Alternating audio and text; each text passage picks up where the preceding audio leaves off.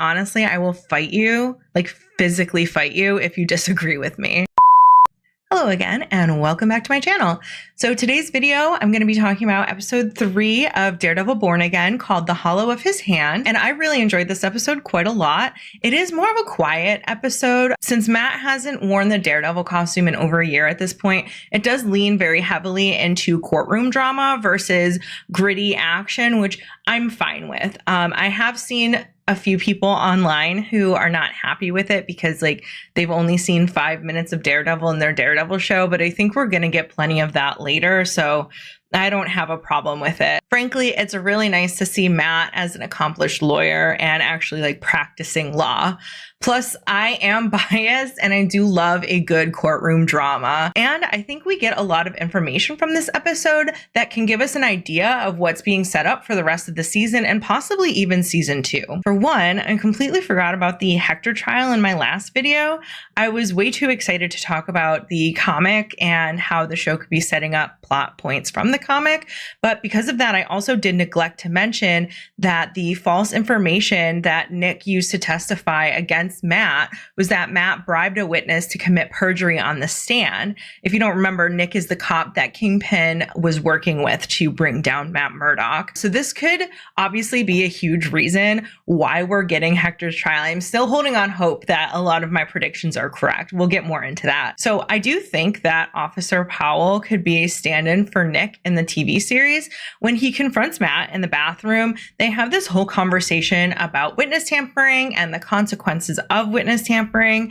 And then on top of that, just a few scenes later, it's shown that Powell is well established, not just among the cops, but among the community as well, having been a cop for 15 years. In the comic, this is a huge reason why Nick is believed over Matt.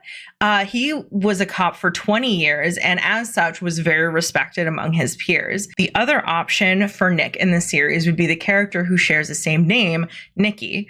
He mentions that he was dealing drugs when the cops picked him up because he has a kid and he needs the money. While he's clearly not a cop, it's entirely within the realm of possibility that Nikki accuses Matt of bribing him for his testimony in the case in exchange for a payout to help his kid. The problem with this theory is that his testimony doesn't really help Matt's case. I mean, it actually literally doesn't help his case at all. So it makes more sense for it to be Powell. But I did want to mention Nikki anyway, just because I think that he could still be plausible to fit in the scenario.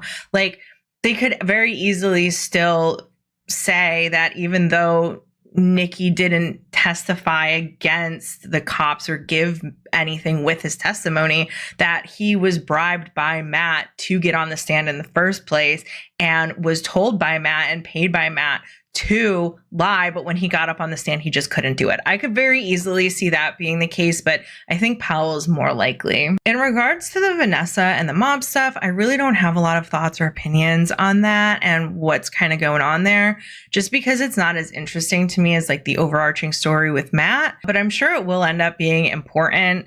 It's just not interesting for me personally, so I don't think about it. But I will say that I do not care for Blake. I've been rewatching the Netflix series this week, and Wesley is just so much more fun to watch, and I honestly miss him a lot.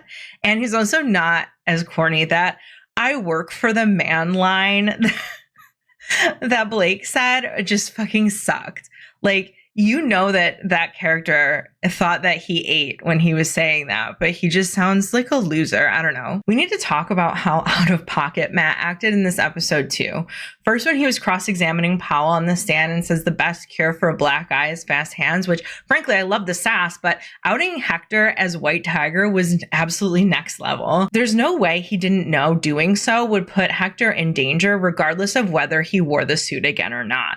Which, speaking of, right before the verdict is read, Matt tells Hector that if he's found innocent, that he can't go out on the streets dressed as White Tiger anymore because he has a target on his back now, which frankly is Matt's fault in the first place. I mean, I get that he wanted to make sure that Hector was seen as innocent because he is. He did not have any intent to murder that cop. He was just trying to help. But I don't know. I just think that maybe he was a little bit I almost said he's a little bit blinded, but I guess he is. He's blinded by how badly he wants to win the case and make sure that Hector is given a not guilty verdict. So I was rewatching the episode for this video, and hearing the not guilty verdict, knowing what was going to happen to Hector, is actually so incredibly sad. Like, honestly, I felt a knot in my chest. I really hated it. So obviously at the end of the episode, we have this huge moment where Hector does not listen to Matt's advice, and he does dress up as White Tiger again. And as he's out on the street, he is just unceremoniously shot in the head. I mean, without warning, he didn't see it coming. I kind of figured that something bad was going to happen, but it was still pretty shocking to see. As if that wasn't enough, the last thing we see before the episode ends is the shooter walking towards the camera dressed as the Punisher, complete with the Punisher logo spray painted across their chest, which of course leads us to believe that this is Frank who did the shooting.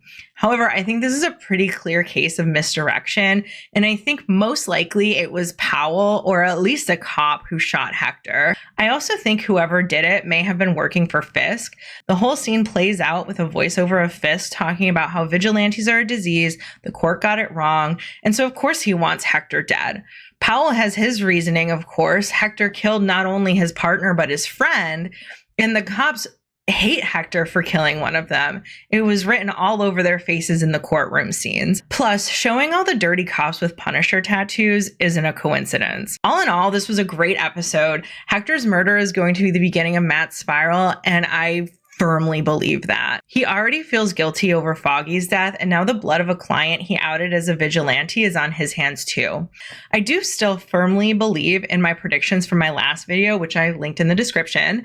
I was honestly a little bit worried that the events of this episode might unravel everything, but honestly, while I may not have been completely right with a few events, I do think that a lot of the major story beats will play out similarly to how they did in the comics. The other thing I might have been wrong about is them wrapping it up in one season. We might actually see it span over the first 2 seasons, which is totally fine. The comic moves at a bit of a breakneck speed, which is totally fine for comic books, but I like a bit of a slow burn in television personally. I like to see more of the characters' motivations. I like to see their thought processes. I like to see the relationships between different characters. And I just prefer things to move at a bit of a slower pace. I know I'm in the minority with that, but with Daredevil, I'm okay.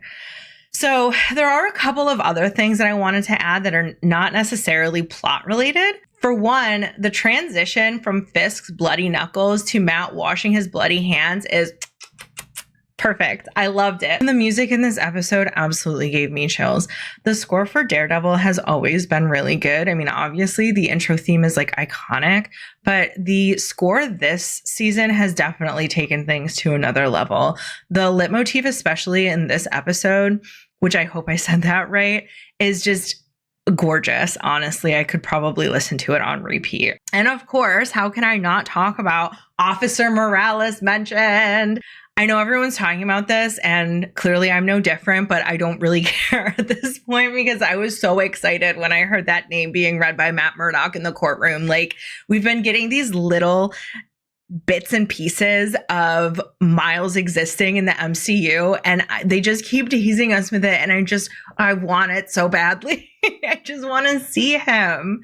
I don't even need him to be Spider-Man yet, you know? I just want to see him. I just want to see Miles. I wonder too, like, this is a bit of an aside and spoilers for Across the Spider-Verse. I do wonder if Donald Glover appearing in that movie as the Prowler in live action, I mean, I'm sure you've seen it, but I wonder if that has anything to do with any upcoming plans with Miles in the MCU. Like, I know we saw Donald Glover in Homecoming as Uncle Aaron, but I don't know if there's ever been any plans to bring him back. I certainly hope that they do because I love Donald Glover and I think he'd be really good as Uncle Aaron. And I thought it was like a really cute thing that they put in Across the Spider-Verse, even if it doesn't end up meaning anything for the MCU in general. And my final point is that Charlie Cox is a great actor. And honestly, I will fight you, like physically fight you, if you disagree with me. I love how second nature all his movements as Matt Murdock are. Like, it's such a small detail detail, but when he and Heather are in his apartment and he's pouring their drinks, he gently grabs the rim of their glasses so he knows where to pour. It's such a subtle thing, but it makes such a huge difference in believing he's a blind man who has been blind for the majority of his life. Like, I don't know. He's just so great in that role. And it's kind of a shame that we don't get to see him in like bigger projects. I'd really like to see it. That Stardust movie doesn't count. That wasn't his fault. But anyway, that's my review, recap, breakdown, whatever you want to call it, predictions from episode 3 of Daredevil Born Again. I really enjoyed it. Like I said, I think a couple of times in this video already, but it bears repeating. I am really enjoying the show as a whole so far. I'm really excited to see where it goes next. I will say I have stayed away from a lot of trailers from the show just because I didn't want anything spoiled for me. But I was watching an interview with Vincent D'Onofrio and Charlie Cox the other day, and they played one of the trailers afterwards, which I kind of stuck around for and watched. And I got pretty excited because there was a shot of Matt in a bank, and the bank was being robbed and he wasn't like doing anything about it. But then one of the robbers points a gun directly at his forehead, and all I could think of was the scene in the comic. So again, I have high hopes and high expectations that hopefully aren't shattered, that there will be some of the major story beats from the comics in the series. But if there aren't, as long as it's still good, I don't really care. I just want to see Matt again. I just love Matt Murdock, and I'm so excited to see Frank Castle again too. Hopefully next week, but we'll see. What do you think about Born Again so far? And what do you think is going to happen next? Do you think that was Frank? I can't imagine that there's anyone who does, but if you do, why do you think so? Do you think it's someone Fisk hired? Do you think it's a cop? Do you think it's someone I didn't mention? Just blow my mind. Leave me a comment down below and let me know what you think. And yeah, I will see you guys. I'm dropping another video on Tuesday. It is not Daredevil related. Don't worry. My next Daredevil video will be next Friday and every Friday from there. So Tuesday is about movies again. I will leave you with that. I don't want to spoil anything. It's kind of a surprise, but yeah, so hopefully you guys will check that out. And thanks for watching and have a great weekend. Bye. We need to talk about how to... Oh, hang on. Wait.